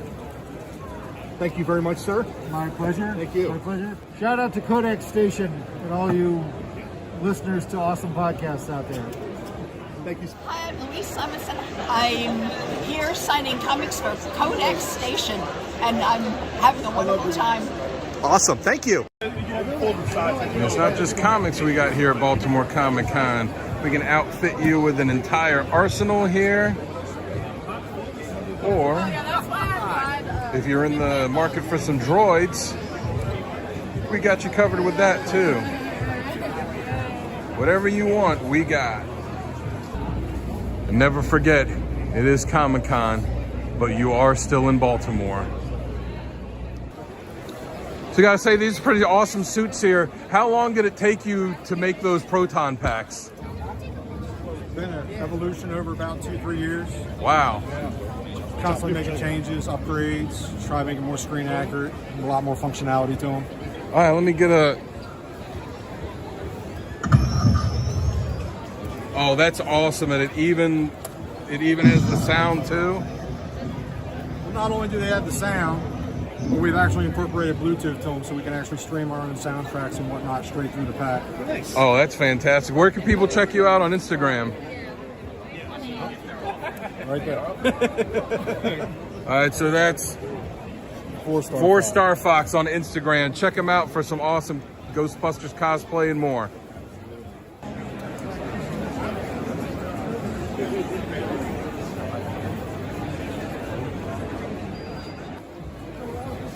So it's the middle of the day and the con is packed. Oh, looks like Sal's found something. Holy crap. Nice. This is going to be a hard pass though. Nice. Okay, we're getting some fuel in here. Fantastic Four. Nice. Oh, that one's awesome. That is, but I'm gonna have to think about it now because now we gotta start making a deal with them. Oh, this one's not priced. Oh yeah, 60. 60. It's Comic-Con, buddy. Everything is priced. I know. Well, that's a cool GLA one. Oh.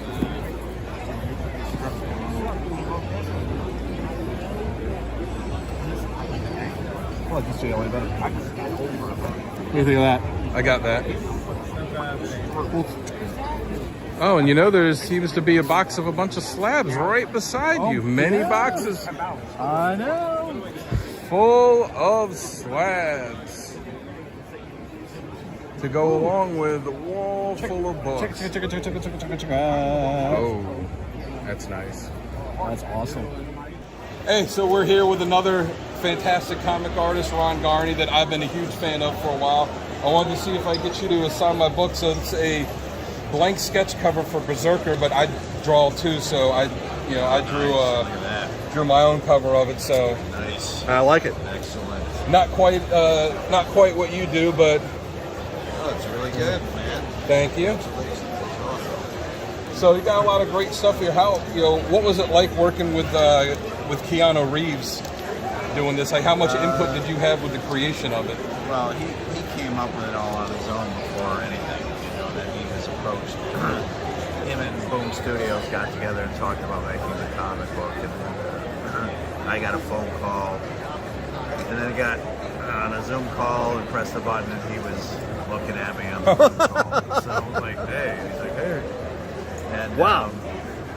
So we talked for like an hour about the project, and it was really great. It was 2.5 years in the making, and we're gonna do another one as well after this. So Nice. yeah. That's awesome. So you said he came up with everything. Did he have all the design ideas already, or did he leave some of that up to you? Well, the idea was that it would resemble him, obviously, and then working with Matt Kint as well, they came up with this sort of world that he grew in, and so they had all kinds of ideas. And once I heard the ideas, I started playing things out visually and coming up with ideas visually for it. They just coalesced into what it became. Yeah. So, It's awesome, man. It was a great. All of us at the Codex Station loved it. thank you. We did. And, Awesome. Looking forward to it. Is that the next project you have up? Is the sequel to it? Yeah, we're going to do a one-shot 44-pager, and probably next year we're going to start another 12-issue series. Awesome. That's great. That'd be awesome, Ron. All right. Well, thank you for taking a minute Thank you. to talk with us. Nice to meet you guys. Yes, Good nice to meet you Hope too. You have a great con. If you could do one favor, can you give us a shout out to the Codex Station and everybody watching? No. No? Killing me, brother. Shout out to everybody in the Codex Station. Thank you. I appreciate it.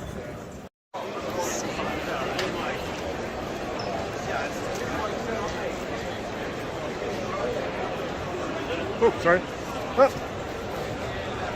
Look who it is, ladies and gentlemen. Uncle Gary. Finding books? Oh, yeah, we're finding some good books. Spending money? Yes. Spending cash? I can spend some more cash if you give it to me. Okay. Like $240. 340? 240. How many hundreds is that? That's like 4. Is that how many hundreds? That's like 400. That's more than that. That's more than that.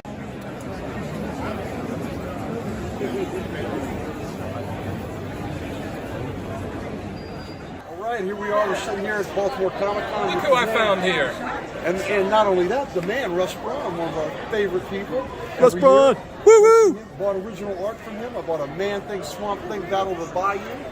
He is a frequent collaborator with the great Garth Ennis.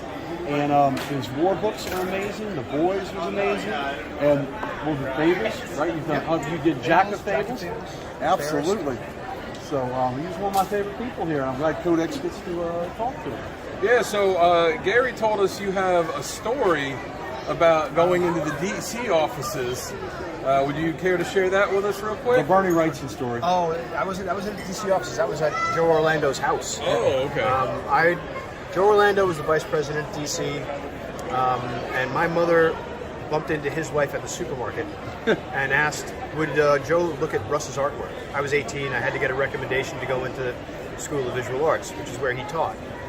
So he said, sure, bring him over. And he hated to have to do this. He said, usually there's people come in and they have crappy stuff. He was really He's giving bad news. He was very excited about my work, which was really great, So I was kind of happy. And he even said, last guy who was sitting where you sat, I asked him, how'd you get here? And he said, what do you mean? He's like, how'd you get here? He's like, I drove. He's like, you have your own car? I said, yeah. He's like, pump your own gas? Yeah. He's like, just think about doing that for a living.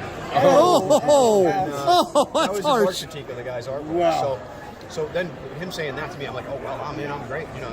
And so I was all excited. And then he says, oh, you know, because you like the horror stuff, I got to show you this. It's like I helped produce this, and I got this guy some of his first work up at DC, and he takes out the Bernie Wrights and Frankenstein. And he's like, oh, look at this, and I'm flipping through, and I'm like, oh my God, this is like the greatest thing I've ever seen, and so effortless, and it's just pours out of him like this. So I go home for the rest of the summer between high school and first year of college. I tried to draw like Bernie Wrightson, just like out of my head, like I didn't even have something, just like everybody had big puffy flowing shirts and stuff, and it was just like I almost destroyed my own style trying to like be Bernie, but. It's just amazing to see that kind of stuff and to know where it came from. You know, Joe Orlando was the guy who put Swamp Thing together.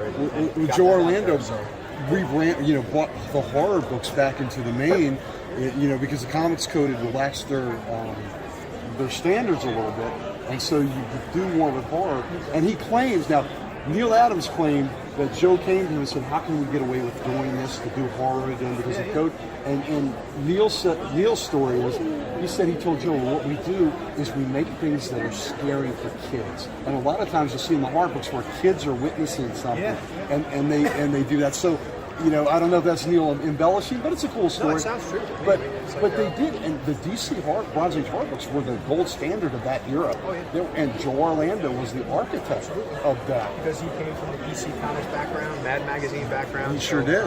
And he was my mentor and the guy who got me in having my first work up in comics. So and the fact that he gave the unvarnished truth to people like that, and the fact that he liked your work, and I just thought it was a great story where you were feeling yourself, you're feeling yourself, and then he brings that out, and you're like, oh my God! But it's a great story, though. When you look at other people's work too, and you're inspired by it, all these different guys I grew up reading their stuff, but you look at it and you see it fully finished, and you think, oh my God, it's effortless for them.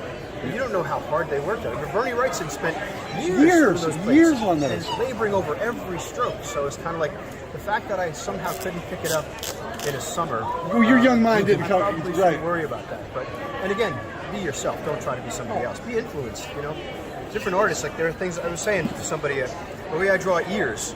Sorry. From my friend had a poster of Will Eisner drawing of Spirit, and he had these like this scoop and like these lines to draw the ear, and I was like the inside of the ear.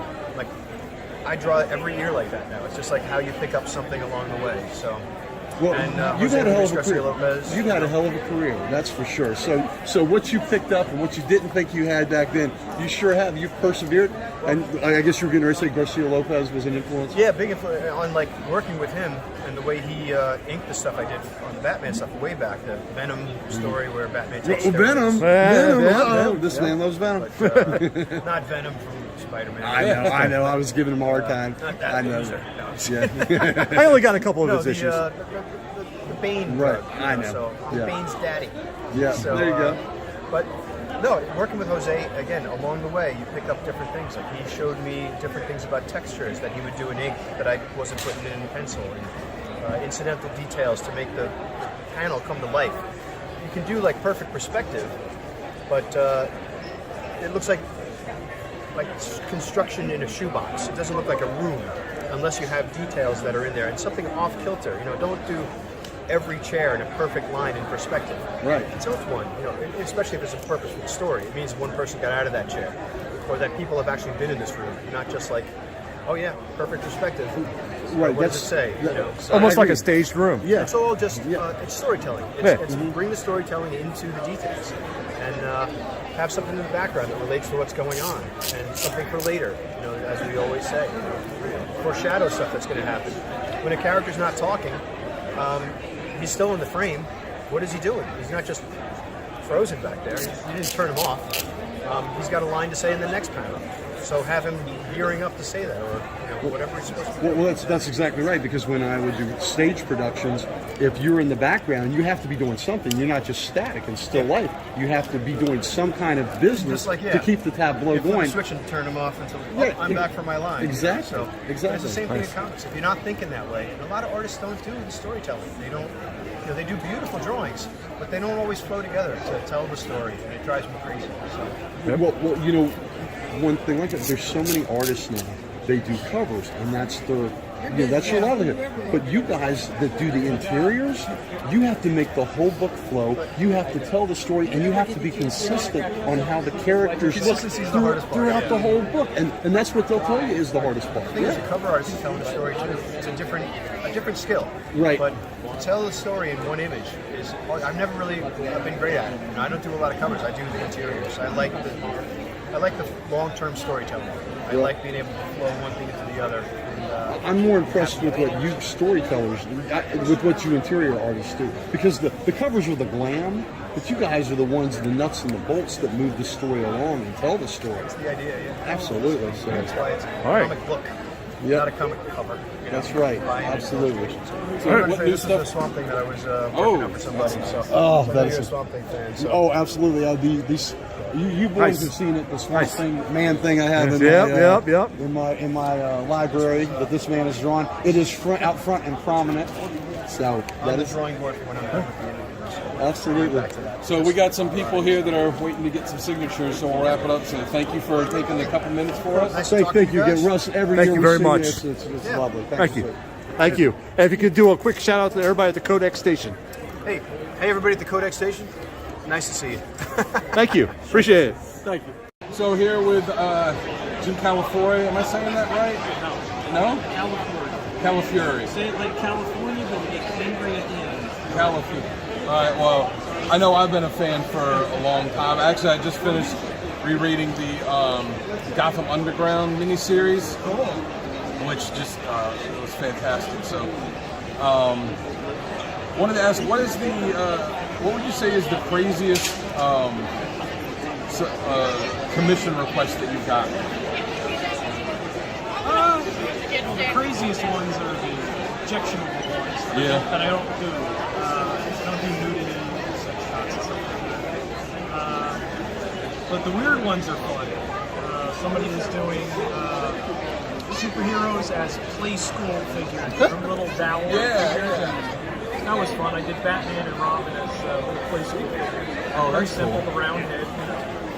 I did JLA as balloon animals. I made them balloon animals. That's crazy. People come up with some wild stuff. Oh yeah. How's the con been going for you so far? Oh, good. It's a great show. It's one of the best comic book shows around. It's all about comics. Yeah. I was a backer of your Ned Lord of the Pit Kickstarter, both of them. Yes, thank you for being patient for Volume 2. Oh, I understand. I saw your updates. I understand. Stuff happens. I actually wanted to see. I brought my copy along. I wanted to see if I could get you to sign it for me. Sign it on camera? Oh, it doesn't have to be on camera, but yeah. Doesn't matter. You can ask him. I've been telling people, all the guys on the podcast, that they need to pick it up because it's fantastic, and I'm very excited for the second one. Do you know when that'll end up getting released? About a third of the way through the coloring phase. It's also being lettered by somebody else.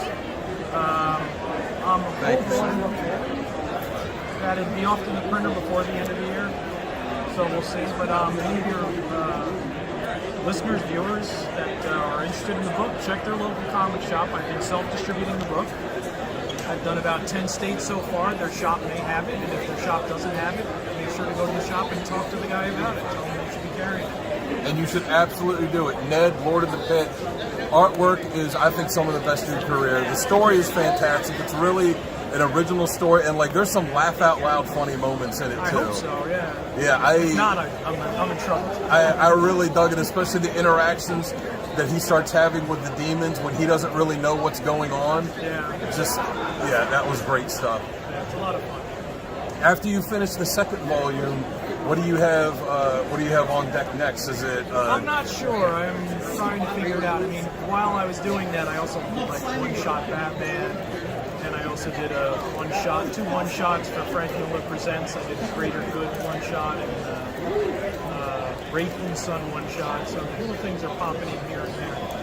But I'm really just trying to knuckle down and get it done, and then decide what I'm going to do. Am I going to try try and do some regular work, or am I going to continue with this creator-owned? Just depends on how I'm feeling. So if you continue with the creator-owned without giving away any spoilers, because I want to go and do it with fresh eyes, is there a possibility of a Ned book 3, or would it be another creator-owned thing? Well, Ned does end, Volume 2 does end with a little epilogue for the next villain. Volumes 1 and 2 complete the first big story arc, and then there's a tease of a possible villain. I just have several other ideas that I'm wondering if maybe I want to stop and do those really quickly. I'd like to get back to Ned too. I'm hoping I haven't alienated all the backers with the delays, so we'll see how it goes. Well, I speak as a backer. I'm willing to wait. I saw your updates about it. I understand how, These things happen in life that, or take precedent over, over other things. But it's definitely a fantastic book. Thank you for taking a couple minutes out of your day to talk with us. Really appreciate it. Good talking to you. Thank you. And if you could give a shout out to everybody at the Codex Station. Just say, Hi, just say, hey. everybody at the Kodak Station. There you go. Perfect. Thank you. What's up, Codex? Dan and Sal here. We just finished up our day at Baltimore Comic-Con and are heading home now. What a day. A fantastic day. Fantastic day. As you can see, we got a lot of signatures. We got a lot of interviews. We just had a fantastic time. We both picked up a lot of good books. Prints. Slabs. Original art that got done. Just all around a fantastic day. We had a lot of fun. Hopefully you had a lot of fun watching this video. You can go back through the After Darks for the one of the pool shows, and you'll be able to see all the books that we got. We'll be showing them off. So until next time, we will catch you later. Have a 9.8 day.